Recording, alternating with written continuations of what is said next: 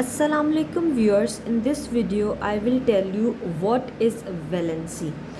Valency is the combining capacity of an element with other element या number of bonds an atom can form depends upon the number of electron in outermost shell. outermost shell का मतलब है last shell. Shell क्या होते हैं, कितने होते हैं और उनके क्या नेम्स है वो हम फर्दर लेक्चर्स में पढ़ेंगे. फ़िलहाल आउटर मोस्ट को हम लेते हैं लास्ट शेल, और उस लास्ट शेल में जो इलेक्ट्रॉन मौजूद होता है उसको हम कहते हैं valence electron. And this valence electron is very reactive, so they only take part in the reaction. और किसी भी रिएक्शन में सिर्फ ये वैलेंस इलेक्ट्रॉन्स जो हैं वो पार्ट लेते हैं, वो बॉन्ड्स बनाते हैं, वो वैलेंस इलेक्ट्रॉन होते हैं. वैलेंसी जो होती है वो हमारे पास या तो इस वैलेंस इलेक्ट्रॉन के गेन, लूज़ या शेयर करने को कहते हैं. वैलेंसी हमारे पास या तो पॉजिटिव हो सकती है या नेगेटिव हो सकती है. अगर ये वैलेंस इलेक्ट्रॉन किसी एटम ने लूज़ किया है, मतलब किसी को उसने दिया है, तो वो पॉजिटिव हो गया. अगर उसने किसी से लिया है तो इट मीन्स कि उसकी उस एटम की वैलेंसी नेगेटिव हो गई है. अब ये लेना और देना डिपेंड करता है कि वो एटम जो है ऑक्टेट या डुप्लेट रूल को फॉलो करता है. ऑक्टेट और डुप्लेट रूल की जो डिटेल डिस्कशन है वो आगे के लेक्चर्स में है, आगे के चैप्टर्स में होगी जब बॉन्डिंग के बारे में हम पढ़ेंगे. फ़िलहाल डुप्लेट रूल ये होता है कि आउटर मोस्ट शेल में दो इलेक्ट्रॉन्स का होना लाजमी है टू बी स्टेबल होने के लिए. और ऑक्टेट रूल का ये मतलब है कि एक लास्ट आउटर मोस्ट शेल में 8 इलेक्ट्रॉन्स का होना लाजमी है to become stable. For example हमारे पास हाइड्रोजन है, इसके आउटर मोस्ट शेल में एक ही इलेक्ट्रॉन है, इसके पास वैलेंस इलेक्ट्रॉन एक है. सो या तो वो इस इलेक्ट्रॉन को दे दे और +1 हो जाए, या वो इस एक इलेक्ट्रॉन और कहीं से लेके अपना डुप्लेट रूल कंप्लीट कर ले ताकि स्टेबल हो जाए. सो इसकी वैलेंसी या तो -1 हो जाएगी या +1 हो जाएगी. नेक्स्ट एग्जांपल हम देखते हैं ऑक्सीजन की. ऑक्सीजन के आउटर मोस्ट शेल में 6 इलेक्ट्रॉन्स होते हैं.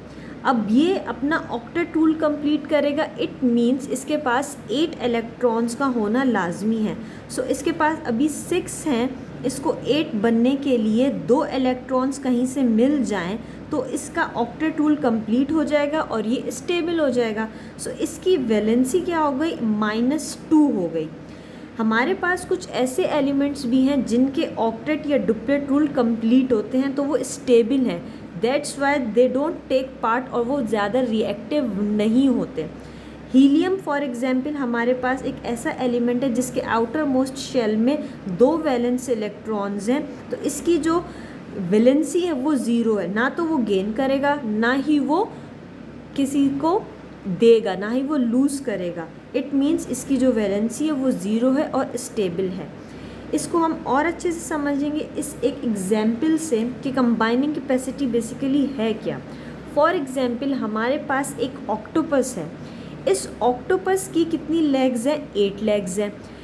इन 8 लेग से वो इन चीज़ों को पकड़ सकता है, या इन 8 अपनी लेग्स को यूज़ करके वो किसी के साथ कंबाइन हो सकता है. तो इसकी कंबाइनिंग कैपेसिटी कितनी हो गई, 8 हो गई.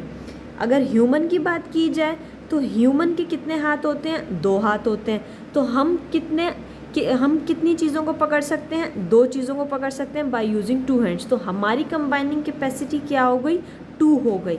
इसी तरीके से हर एटम की कंबाइनिंग कैपेसिटी डिफरेंट होती है. ये जो वैलेंसी है ये वेरिएबल भी होती हैं.